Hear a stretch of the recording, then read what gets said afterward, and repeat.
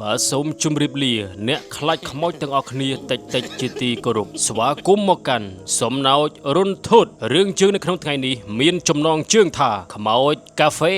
អូយបងកាហ្វេនឹងកាហ្វេតកកឬក៏កាហ្វេខ្មៅអត់ដឹងដែរចាំមើលទាំងអស់គ្នាទៅដូច្នេះដើម្បីឲ្យចំណេញពេលវេលាសូមអ្នកទាំងអស់គ្នាជួយចុច Subscribe ចុចរូបកណ្ដឹងម្នាក់មួយដើម្បីក្លាយជា fan ពេញសិទ្ធបាសសក់ទាំងអស់គ្នាជាមួយសំណោចរុនធុតនៅពេលនេះសំណោចរុនធុតសូមបកអាក្រាតរឿងឲ្យចេញមកធ្លាដូចតទៅនៅកាច់ជ្រុងផ្លូវតូចមួយក្នុងទីក្រុងភ្នំពេញដ៏អ៊ូអរមានហាងកាហ្វេតូចមួយមានឈ្មោះថាផ្ទះកាហ្វេស្ងាត់អូយបងស្ងាត់អញ្ចឹងមិនមានអ្នកទិញទៅឲ្យខំលក់ធ្វើអីគ្រាន់តែជាឈ្មោះប៉ុណ្ណោះឈ្មោះនេះហាក់ដូចជាចម្លែកបន្តិចសម្រាប់ហាងកាហ្វេប៉ុន្តែអ្នកស្រុកមួយចំនួនដែលធ្លាប់ចូលទៅទីនោះតែងតែនិយាយថាពេលចូលទៅខាងក្នុងពួកគេមានអារម្មណ៍ថាដូចជានៅក្នុងពិភពមួយដែលធ្វើឲ្យពួកគេមានអារម្មណ៍ស្ងប់ស្ងាត់ខុសពីសភាពខាងក្រៅម្ចាស់ហាងគឺជាលោកតាឈិនជាបុរសវ័យចំណាស់ដែលមានពុកមាត់ពណ៌ស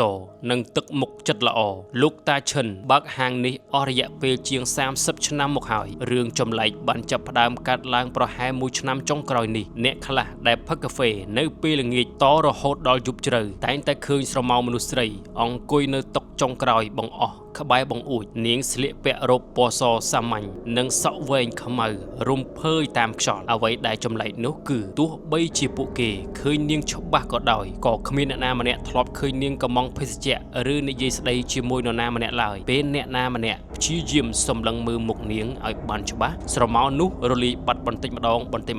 ទៅក្នុងភាពងងឹតនៃយប់ជ្រៅតែម្ដងអូយបងកាហ្វេហ្នឹងមិនលក់ពេលយប់អញ្ចឹងគឺជា style លក់របស់តាឈិនស្ដាប់បន្តទៀតដំបងឡើយមនុស្សគិតថាវាគ្រាន់តែជាការយល់ច្រឡំដោយសារតែអស់កម្លាំងនៅពេលយប់មើលទៅស្រវាំងភ្នែកប៉ុន្តែនៅពេលដែលមនុស្សកាន់តែច្រើនឡើងចាប់ផ្ដើមនិយាយរឿងដដែលអារម្មណ៍ភ័យខ្លាចក៏ចាប់ផ្ដើមកើតមានឡើងអ្នកខ្លះឈប់មកផឹកកាហ្វេពេលយប់រីឯអ្នកខ្លះទៀតមកដោយសារញៀនកាហ្វេទេប៉ុន្តែគឺតែងតែមកពី3នាក់បើមកម្នាក់ឯងប្រហែលជាសក់តិចជាងមុនរឿងចម្លែកមួយទៀតគឺពេងកាហ្វេមួយនៅចុងតុខាងក្រោយនោះជួនកាលត្រូវបានគេប្រទះឃើញមានស្នាមប្រឡាក់ដូចជាមាននរណាម្នាក់បានផឹកហើយទោះបីជាគ្មាននរណាម្នាក់បានអង្គុយនៅទីនោះក៏ដោយពេលខ្លះក្លិនកាហ្វេស្រស់ឈ្ងុយឆ្ងាញ់ក៏បានអណ្ដែតចេញពីតុនោះទាំងដែលគ្មានអ្នកណាកំពុងឆុងឡើយអូយបងតាឈិនលក់កាហ្វេហ្វីនមែនបងមិនដឹងកាហ្វេអីទេគឺហៅកាហ្វេតាឈិនយុវជនម្នាក់ឈ្មោះវិសិទ្ធជាអ្នកនិពន្ធវ័យក្មេងម្នាក់ដែលចូលចិត្តមកអង្គុយសរសេរនៅហាងកាហ្វេនេះគាត់មិនជឿរឿងខ្មោចអីទេដំបូងឡើយគាត់គិតបែបនោះរហូតដល់យប់មួយគាត់អង្គុយធ្វើការដល់ម៉ោងជាង10យប់ទៅហើយហាងក៏ចាប់ផ្ដើមស្ងាត់ទៅគាត់ក៏ឃើញស្រមោលនារីម្នាក់នៅចុងតុខាងក្រោយមេគាត់មានអារម្មណ៍ព្រឺសម្បុរបន្តិចបន្តួចប៉ុន្តែដោយសារគាត់ចង់ដឹងគាត់ក៏សម្លឹងមើលទៅនាងស្រមោលនោះហាក់ដូចជារៀងច្បាស់ជាងមុនទៅហើយគាត់ក៏ចាប់ផ្ដើមព្រឺសម្បុរកង់កែបទៅវិសិទ្ធក៏សម្រេចចិត្តដើរទៅរកនាងក្លាហានមែនបាទទោះបីឃើញមុខច្បាស់វិសិទ្ធបាទអានេះចង់សើចខ្លួនឯងបាទទោះបីឃើញមុខច្បាស់វិសិទ្ធមានអារម្មណ៍ថាភ្នែករបស់នាងកំពុងសម្លឹងមកគាត់មានអារម្មណ៍ថាត្រជាក់ស្រើពេញខ្លួនមុននឹងគាត់ទៅដល់តុស្រមោលនោះក៏រលាយបាត់ទៅបន្តិចម្ដងចំខាន់និយាយអរគ្នាបណ្ដោយវិសិទ្ធភ័យណាស់ប៉ុន្តែគាត់កាន់តែចង់ដឹងពីការពិតឲ្យកាន់តែច្បាស់គាត់ក៏សួរលោកតាឈិនពីរឿងនេះលោកតាឈិនដកដង្ហើមធំហើយចាប់ផ្ដើមរៀបរាប់ពីរឿងរ៉ាវកាលពីជាង30ឆ្នាំមុនអញ្ចឹងអូនដែលទៅសេរឿងអាយុប៉ុន្មានអាយុ20លោកតាបានប្រាប់ថាកាលពីមុនពេលលោកតាបើកហាងនេះដំបូងមាននារីម្នាក់ឈ្មោះសុចិតាជាអតិថិជនដំបូងចឹងអ្នកចាប់ផ្ដើមទិញដំបូងបាទនាងចូលចិត្តមកអង្គុយនៅតុចុងក្រោយនោះជារៀងរាល់ថ្ងៃហើយតែងតែកំងកាហ្វេខ្មៅទឹកកកកាហ្វេទឹកកកនាងជាមនុស្សស្រីស្ងប់ស្ងាត់និយាយតិចហើយចូលចិត្តអានសៀវភៅឬសរសេរអ្វីមួយនៅក្នុងសៀវភៅតូចរបស់នាង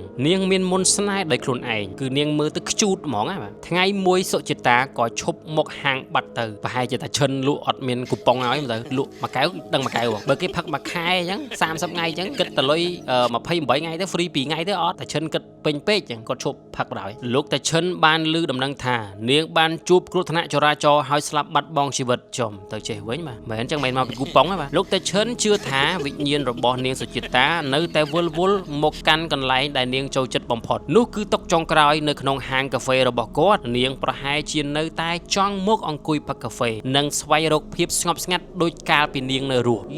កាហ្វេនេះបាទញៀនដល់ខ្មោចទេបាទចាប់តាំងពីបានដឹងរឿងនោះមកវិសិទ្ធលែងសូវខ្លាចហើយប៉ុន្តែមានអារម្មណ៍អាណិតទៅវិញគាត់នៅតែបន្តមកហាងកាហ្វេនេះពេលយប់ហើយជួនកាលគាត់តែងតែកំងកាហ្វេខ្មៅត្រជាក់មួយកែវគឺកាហ្វេតកហ្នឹងបាទដាក់ឲ្យទៅខាងចុងតុគេជូនកាហ្វេទៅខាងនារីហ្នឹងបាទនារីខ្មោចណាទុកឲ្យស្រមោលដែលមើលមិនឃើញគាត់គិតថាប្រហែលនេះគឺជាអ្វីដែលវិញ្ញាណសុចិតាចូលចិត្តជាប់តាក់ទងអីគ្នានោះរហូតមកដល់សប្តាហ៍ថ្ងៃអ្នកដែលមកផ្ទះកាហ្វេស្ងាត់ជ្រងំនោះនៅតែមានឱកាសឃើញស្រមោលនារីរ៉ូបសមានឱកាសទៀតបាទអតិជនដ៏ល្អបាទអាចមានសិទ្ធិឃើញខ្មោចបាទលយមែនបាទនៅចុងតុខាងក្រៅនោះផ្ទាល់តែម្ដងអ្នកខ្លះខ្លាចរត់ចេញអ្នកខ្លះទៀតគ្រាន់តែមើលពីចម្ងាយក៏មានអារម្មណ៍ថាបាសសក់ព្រឺក្បាលទៅហើយហាងកាហ្វេតូចនេះក៏នៅតែបន្តបើកទ្វារជាដរាបភ្ញៀវទាំងមនុស្សរស់ខ្មោចស្វែងរកភាពស្ងប់ស្ងាត់និងក្លិនកាហ្វេនៅតែបន្តជារៀងរាល់ថ្ងៃអូយបងនឹងចប់ហើយមិនចឹងអត់ទេនៅទៀតដែរតោះអានបន្តទៀតបាទវិសិទ្ធនៅតែបន្តទម្លាប់របស់គាត់គឺមកអង្គុយនៅផ្ទះកាហ្វេស្ងាត់ជ្ងំហ្នឹងស្ទើររាល់យប់ហើយតែងតែទុកកាហ្វេខ្មៅតកកហ្នឹងមួយកែវឲ្យទៅនាងនៅចុងតុគាត់កម្រឃើញសមោសុចិតាណាប៉ុន្តែជារឿយៗពេលគាត់ទៅមើលពែងកាហ្វេនេះហាក់ដូចជាមានអ្នកប៉ះពាល់ស្នាមបបោមាត់ផឹកហើយមិញចឹងហើយពេលខ្លះកាហ្វេក៏អស់ពីកែវពាក់កណ្ដាលទៀតហួតទេវាហួតទេបាទមិនមែនហួតទេគឺសុចិតាផឹកតាមខ្យល់យប់មួយនោះវិសិទ្ធកំពុងតែផ្ដោតអារម្មណ៍សរសេររឿងថ្មីរបស់គាត់ហាងចាប់ផ្ដើមស្ងាត់ទៅសល់តែគាត់និងលោកតាឈិននិងអ្នកបម្រើម្នាក់រំពេចនោះគាត់ក៏មានអារម្មណ៍ថាដូចជាមានគេកំពុងសម្លឹងមកគាត់នៅពីក្រោយគាត់ងាកទៅមើលយឺតហើយក៏ឃើញស្រមោលសុចិតាអង្គុយនៅចុងតុខាងក្រោយមែន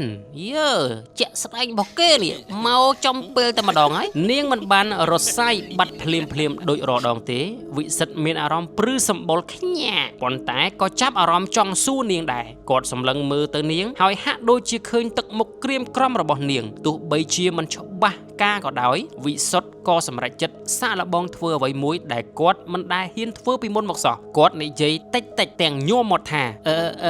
សុចិតាតើនាងអេដូចស្គាល់ឈ្មោះគេច្បាស់ហ្នឹងម្ដងទៀតសុចិតា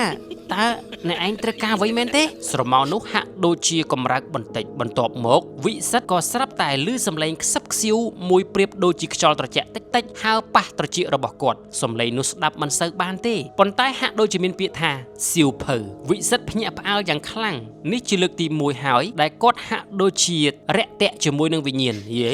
បាទរាក់ទាក់មួយមនុស្សដូចបវ៉ែបាទសួរវិញ្ញាណហ្មងមក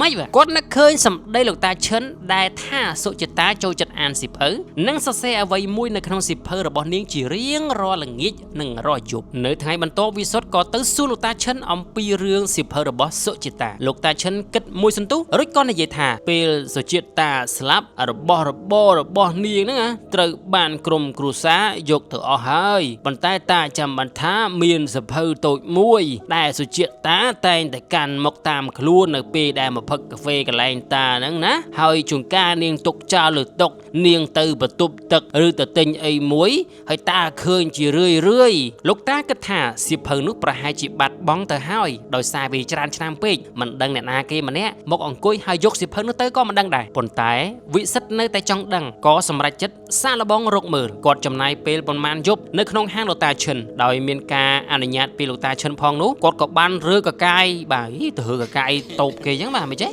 របស់សិតរើមើលតាមក្រោមតុតាមចន្លោះជញ្ជាំងនិងក្តារខាងក្រោមរហូតដល់យប់មួយពេលដែលគាត់ស្ទើរតែអស់សង្ឃឹមទៅហើយនៅក្នុងការរកសៀវភៅតូចនោះគាត់ក៏ក្រឡេកទៅឃើញអ្វីមួយនៅខាងក្រោមចន្លោះទ្វារសៀវភៅហ្នឹងឯងមានអីទេបាទគាត់ក៏ប្រើឧបករណ៍គៀបយកមក